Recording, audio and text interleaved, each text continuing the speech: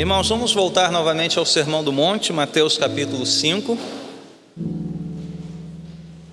Ao iniciarmos esta série, nosso plano inicial era ficarmos ali apenas nas bem-aventuranças, mas nós ficaremos apenas na primeira lição da grande escola de discipulado de Jesus. Então, por que não seguir adiante e nos formarmos nessa escola ao percorrermos o Sermão do Monte?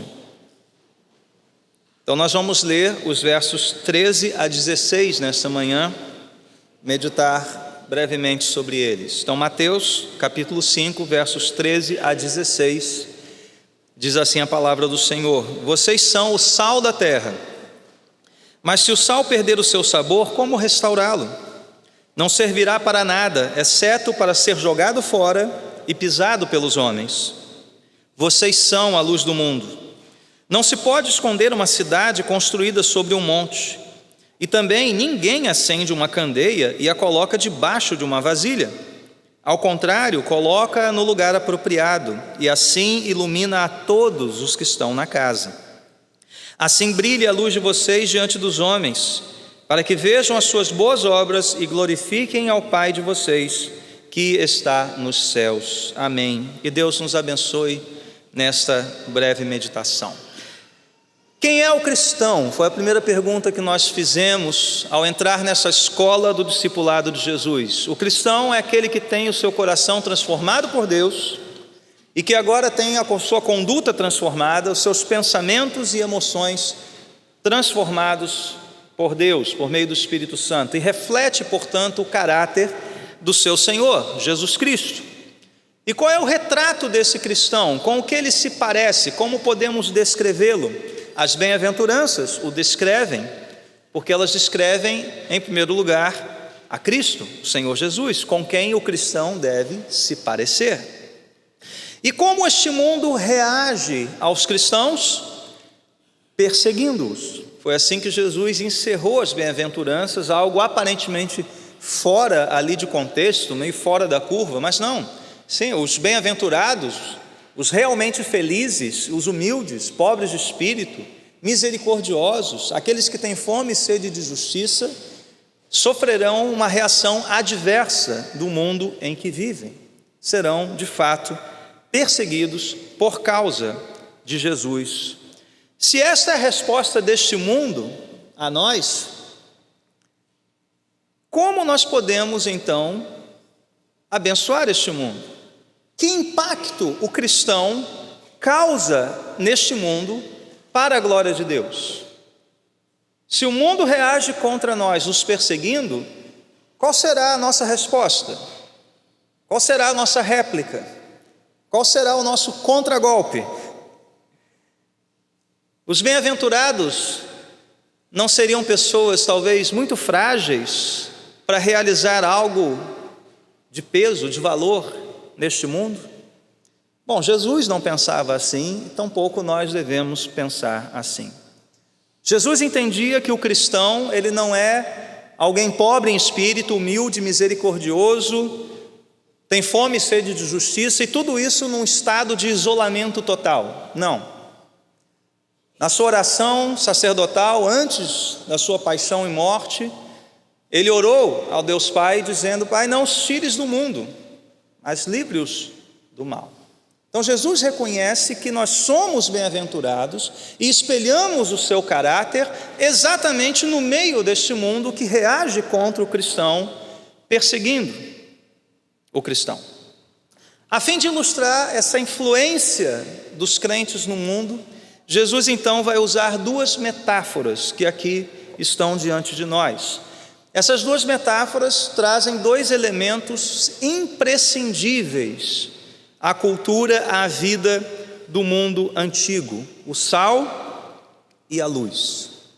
Uma metáfora é, digamos, negativa. O sal evita a deterioração do alimento. A luz já é uma metáfora, tem uma conotação positiva. A luz ilumina as trevas. Então, crianças, você pode dividir sua folha em dois e escrever em cima na primeira parte: eu sou sal, e na segunda parte: eu sou luz. Porque afinal de contas foi isso que Jesus disse que nós somos, verdadeiramente. Duas coisas saltam aos olhos só nessa primeira leitura. Duas coisas são bastante claras aqui no texto. A primeira delas é que o cristão e o mundo estão em oposição. De um lado está a terra, do outro estão vocês, o sal da terra. De um lado está o mundo e do outro estão vocês, que são a luz do mundo. O mundo está em trevas, apesar de proclamar abertamente a sua pretensa iluminação. Aliás, nós vamos ouvir mais sobre isso hoje à noite, em Eclesiastes. Venha. Desde o século XVIII, né? Quem nunca ouviu falar do iluminismo, o século das luzes? Agora os homens são iluminados pela razão. Bom, o que isso gerou, nós vamos ver, né? Especialmente na França, guilhotina, sangue, cabeça cortada. É isso. Essa é a pretensa iluminação dos homens, que nos acusam de sermos pessoas obscuras, retrógradas. Vivemos nas trevas da superstição. Esse é o mundo. Assim também o mundo está se deteriorando, apodrecendo, apesar de anunciar vez após vez as suas novidades e a sua pretensa evolução. Agora nós temos tecnologia, agora nós temos tal e tal coisa, agora nós temos algo novo. E já vimos em Eclesiastes que não tem nada novo debaixo do sol. Essa é a primeira coisa, a oposição. A segunda coisa que nós percebemos nessa primeira leitura é que o cristão não está recebendo uma ordem de Jesus. Jesus não está dando uma ordem para os seus discípulos dizendo: sejam sal, sejam luz. Não, ele está constatando uma verdade: vocês são o sal da terra, vocês são a luz do mundo. Ao sermos feitos filhos de Deus pela sua graça, nós já nos tornamos isso. Portanto, os apelos para sermos sal e sermos luz parecem não fazer muito sentido. Nós já somos isso. Nós já somos isso. Jesus já diz que nós somos isso. E mais uma coisa antes de nós entrarmos então nas particularidades de cada uma dessa metáfora. Crianças, olha para cá, você tem geladeira em casa? Tem? Você tem luz elétrica, um interruptor, né? Você aperta, pum, a casa está iluminada, parece um palácio, pá, tudo iluminado. Basta apertar um botão, basta abrir a geladeira que o alimento está ali conservado. Só que a gente tem que lembrar que lá na época de Jesus, lá no primeiro século, não tinha nada disso. Você não tinha condições de fabricar e armazenar gelo para preservar os alimentos, você não tinha cabos de energia elétrica para levar luz às casas. E hoje poucos de nós, a não ser aqueles que tiveram alguma experiência com a vida muito no interior e talvez há muito tempo atrás, nenhum de nós sabe exatamente o que é depender do sal para preservar o alimento. O Brasil sabe muito disso, né? Carne seca, é o charque, né? É um tipo de alimento preservado pelo sal. E também poucos de nós sabem exatamente o que é aquele tipo de escuridão que parece que dá para você cortar com a faca, né? Você não vê de fato um palmo à frente do seu nariz. Nós da cidade não sabemos o que é isso. E pelo fato do interior já receber luz elétrica, internet, televisão, dificilmente hoje tem algum interior que não saiba o que é isso, né? A escuridão total e a necessidade do sal. Então veja, para os antigos, sal e luz eram de suma importância, eram vitais. E isso torna essas palavras de Jesus muito vívidas, pois o que ele está dizendo para nós é o seguinte: o mundo precisa dos cristãos, tanto quanto o mundo da época de Jesus dependia de sal e também de luz. Vamos então às metáforas. Vamos falar primeiramente então sobre o sal da terra. Vocês são o sal da terra. E depois Jesus faz uma pergunta enigmática: se este sal perder o seu sabor, como restaurá-lo? Não serve para nada. Sal sem sabor só serve para pavimentar estradas, ser pisado pelos homens. A leitura mais literal do texto pode nos levar a uma conclusão um pouquinho estranha. John Stott chamou atenção para essa estranheza, essa coisa um tanto esquisita na conclusão. Se toda a questão é sabor, ou seja, tempero, temperar o alimento, ou seja, o sal realça aquele sabor dos alimentos, alguns podem dizer que o cristão deixa esse mundo mais saboroso e aceitável para Deus. E isso está errado, não vai acontecer. A ideia, segundo Stott, não é que o mundo seja insípido e o cristão o torna menos insípido e aceitável. Eu creio que a ideia central aqui não é essa. A ideia central e a ideia vital aqui do uso da metáfora, da ilustração, é o que a maioria dos comentaristas entende, que o que está em jogo aqui não é tanto sabor, não é tanto tempero, mas sim preservação. Evitar a putrefação, evitar que a carne se deteriore. Então os antigos usavam o sal primordialmente para conservar o alimento. E como eu já disse, aqui no Brasil você tem a carne seca, você tem o setor de salgados ali no supermercado, você tem o bacalhau, que também é uma espécie de comida preservada pelo sal. E o que Jesus está dizendo então, o que ele está dizendo, com vocês são o sal da terra, tomando essa ideia de preservação. Ele está dizendo que os discípulos de Jesus são chamados a retardar o máximo possível a corrupção e a deterioração deste mundo. Mas veja, o sal não tem o poder de transformar carne podre em carne boa. Então a gente tem um limite dessa atuação aí. Não, o cristão não deve ser otimista a tal ponto de achar que vai tornar carne podre em carne boa. Não. O nosso limite nós podemos preservar algo deste mundo. Bondade, moralidade, algo que é de origem divina e que de certa forma nós podemos ver neste mundo. E o cristão é chamado, portanto, para isso. Crianças, vocês agora, nesse envelopinho que vocês têm em mãos, abram com todo cuidado, papai e mamãe ajudem. Vocês receberam 2 fitinhas de contact, 3 grãozinhos de sal grosso. Calma, não é nada esquisito aqui, é só uma ilustração, ok? Vai ter nada parecido com outras coisas dessa manhã, é sal só para ilustrar. E um fósforo, tá bom? Então o que você vai fazer? Embaixo ali de onde você escreveu, eu sou o sal, você vai botar os 3 grãozinhos de sal e vai botar a fitinha de contact em cima, adesivando o salzinho na sua folha. Bota a prancheta bem firme sobre o colo, para o sal não cair no chão, senão já era. E você vai adesivar esse salzinho aí. Eu sou o sal. Veja, um sal genuíno, ele não poderia deixar de salgar, de cumprir a sua função de preservar e também dar sabor. O cloreto de sódio, o sal que nós temos hoje, é um componente muito estável. É muito estável, ele permanece ali. De certa forma, é uma imprecisão a gente ler o texto dizendo que o sal perde o seu sabor. Não, enquanto ele é sal, ele está ali. Não creio que Jesus esteja se referindo a essa perda, então, da estabilidade do cloreto de sódio. E não creio também que ele esteja dizendo que nós podemos ser lançados fora se não salgarmos este mundo, que é uma leitura, creio eu, que muitos já, se eu não for sal, Jesus vai me lançar fora, o mundo vai pisar em mim. Gente, o mundo já vai nos perseguir se a gente preservar todo o possível. Jesus já disse isso, nós já seremos perseguidos e fazendo coisas boas. Nós já seremos perseguidos preservando este mundo por meio da nossa pobreza de espírito, misericórdia, fome e sede de justiça.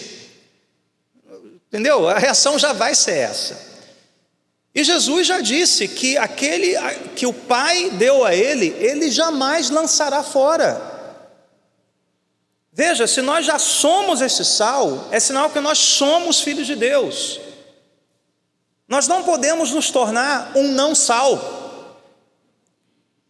Isso dá problema teológico complicado aqui. Se nós cremos que aqueles que são feitos filhos de Deus, verdadeiramente convertidos por Jesus, eles não perdem a sua salvação, eles são salvos e os salvos perseverarão até o final.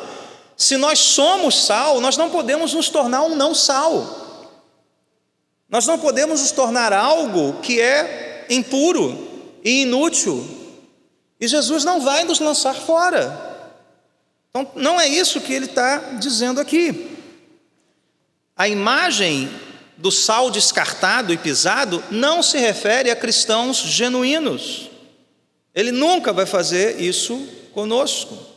Nós já somos isso pela sua graça. O que ele está enfatizando aqui para nós é que não há outro modo de preservar a putrefação deste mundo senão pelo uso do sal.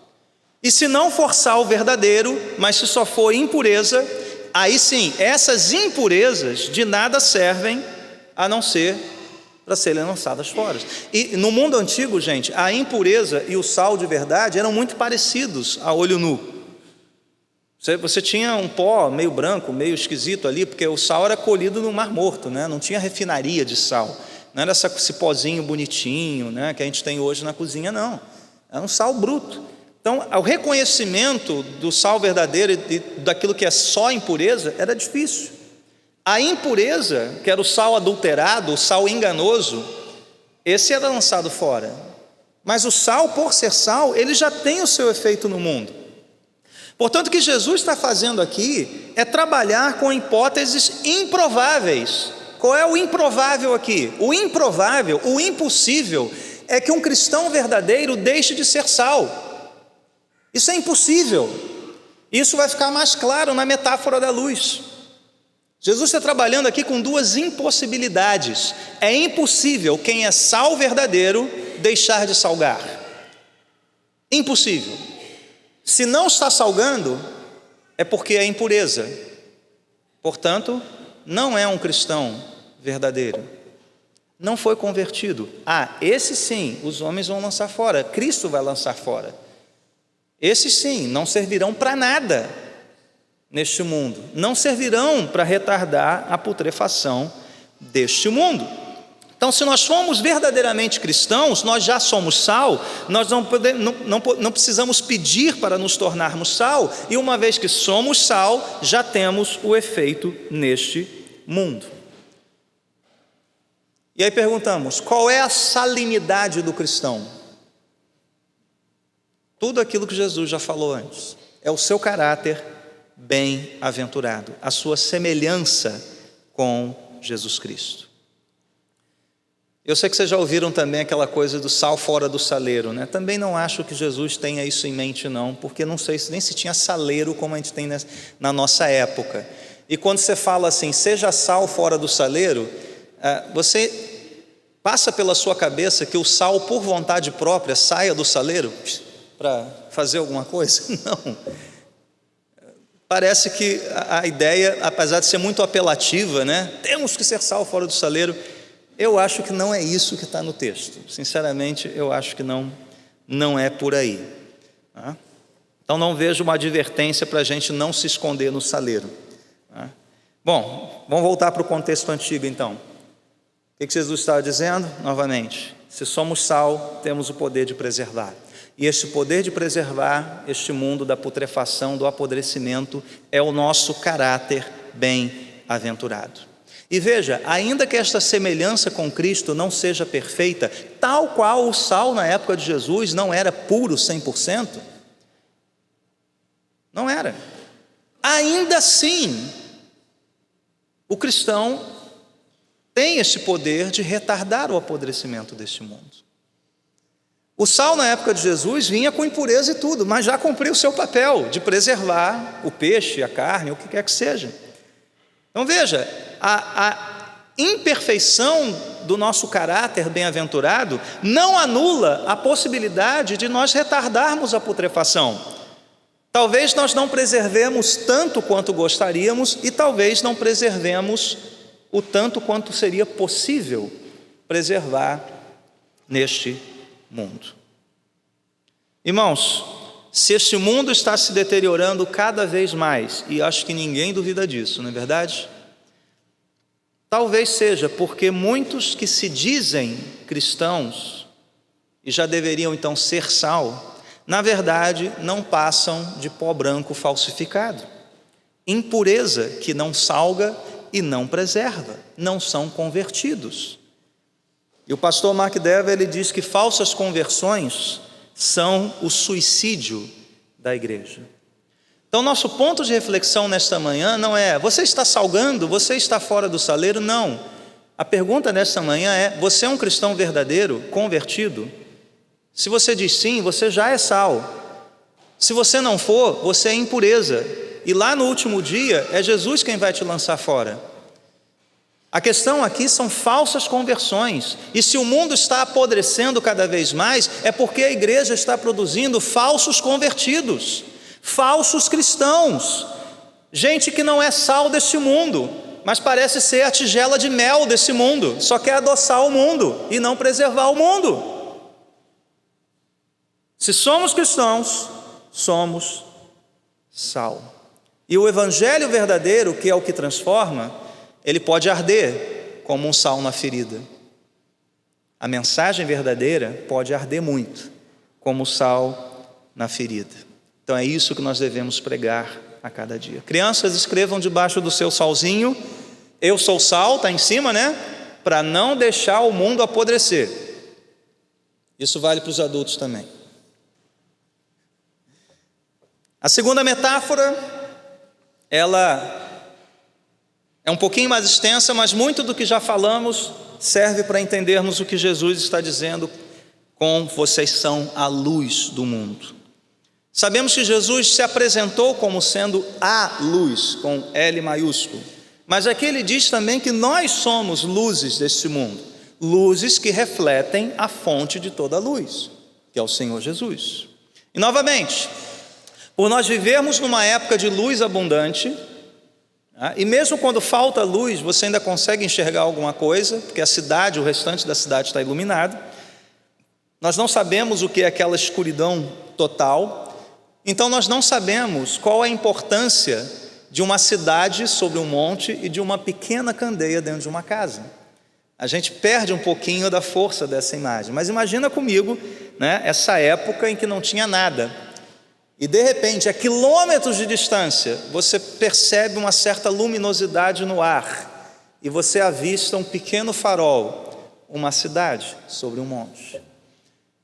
A sua casa está toda escura, mas você risca um fósforo e acende uma pequena candeia. Oh, que diferença isso faz. Então as crianças têm aí um fósforozinho, né? Vai prender com contact e vai desenhar uma chama assim em cima do fósforozinho, tá? Isso. Não vamos acender fósforo de verdade aqui, né? Claro que não. Só na cerimônia das velas que a gente tem, né? Então veja, meus irmãos, novamente, se nós somos luz, e é isso que Jesus diz que nós somos, é impossível que essa luz não tenha efeito na escuridão.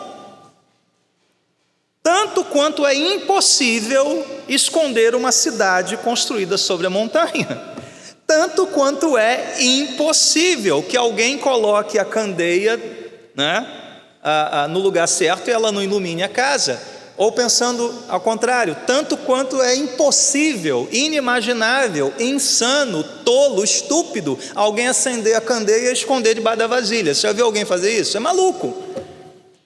Não tem luz na casa, o cara acende a candeia, acende a vela e bota um negócio em cima para a luz não irradiar. Novamente, Jesus está trabalhando aqui com impossibilidades. O que ele está dizendo é o seguinte: se vocês cristãos são luz de verdade, é impossível que vocês não iluminem.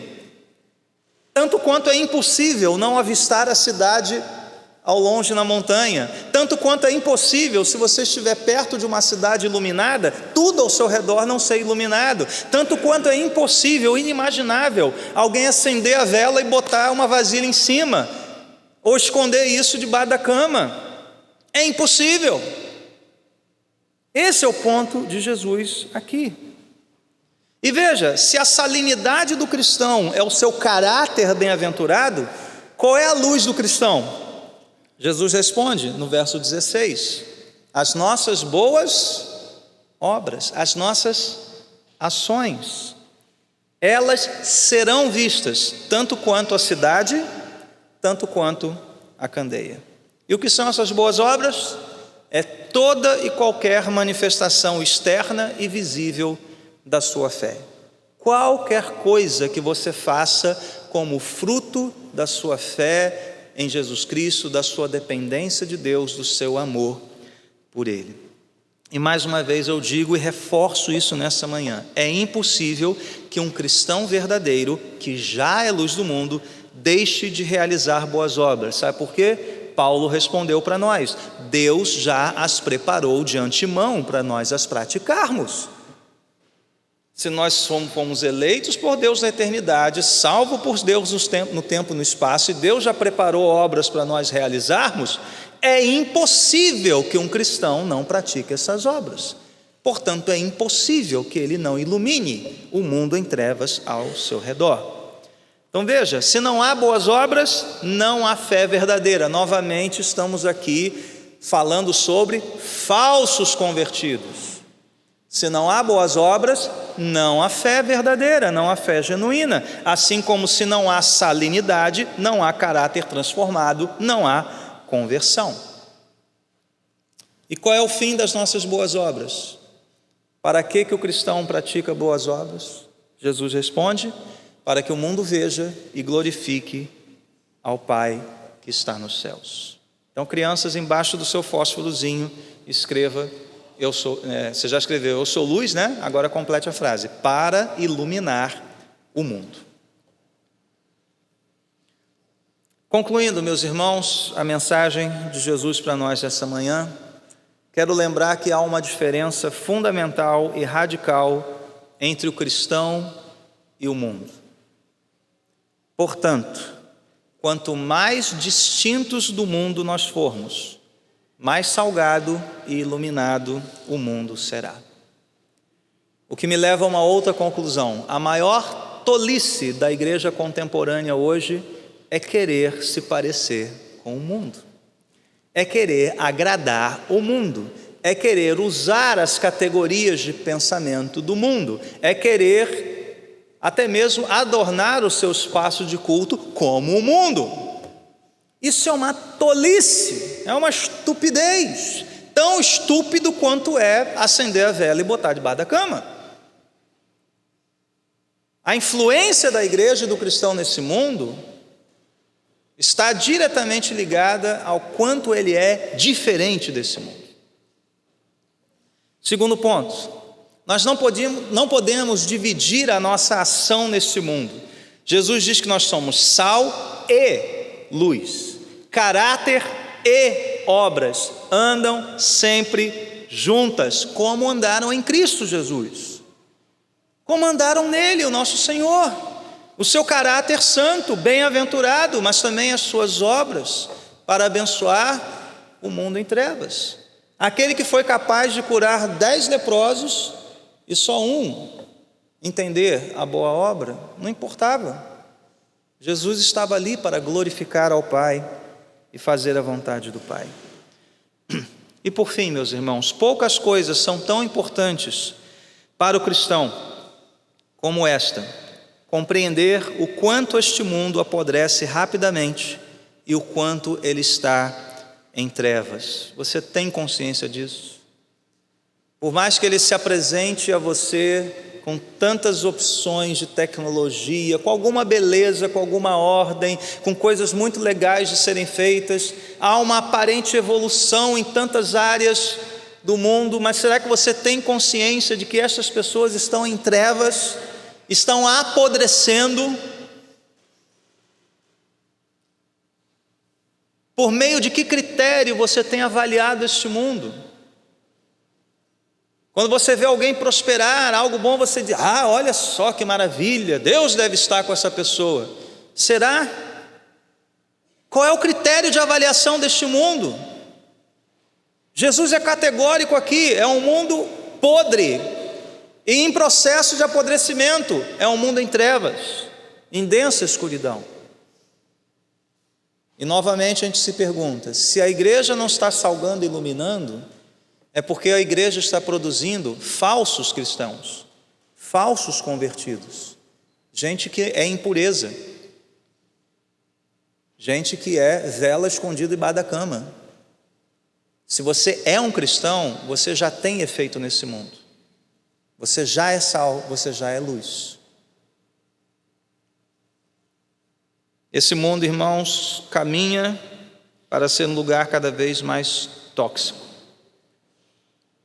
E se o verdadeiro evangelho, que é luz para o nosso coração, os nossos olhos, lâmpada para os nossos caminhos, mas também é sal, que pode arder na ferida do nosso pecado, mas curá-la.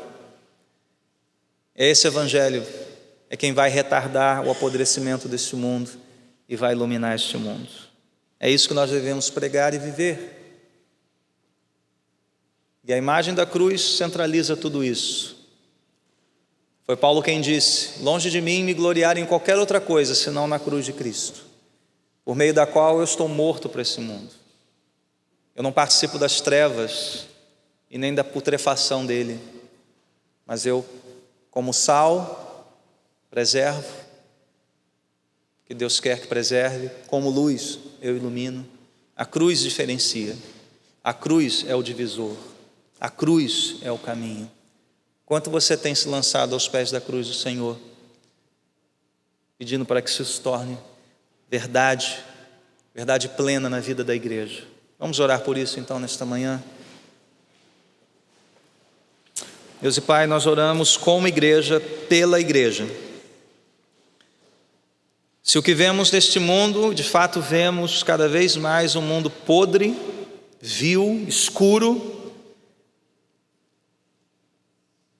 segundo esta palavra de Jesus, é porque aqueles que se dizem cristãos, na verdade não o são. São um sal deturpado, falso, são velas não acesas. O Senhor tem misericórdia da igreja, Senhor. Nós rogamos, ó Deus, para que as igrejas neste país, especialmente esta igreja, preguem o verdadeiro evangelho, continuem a pregar, continuem a insistir na única verdade que salva, que salga, que ilumina, o evangelho do crucificado e ressurreto Jesus Cristo, do bem-aventurado Senhor. Ó Deus, longe de nós deixarmos essa mensagem de lado para pregarmos algo que seja doce a este mundo. Tem misericórdia de nós, Senhor, e traz os frutos disso, ó Deus, que mais e mais cristãos verdadeiros, genuínos, sal e luz, sejam formados pela Tua graça em nossas igrejas, para vermos os efeitos neste mundo mau. Nós suplicamos a Ti, oramos por isso nesta manhã, em nome de Jesus. Amém.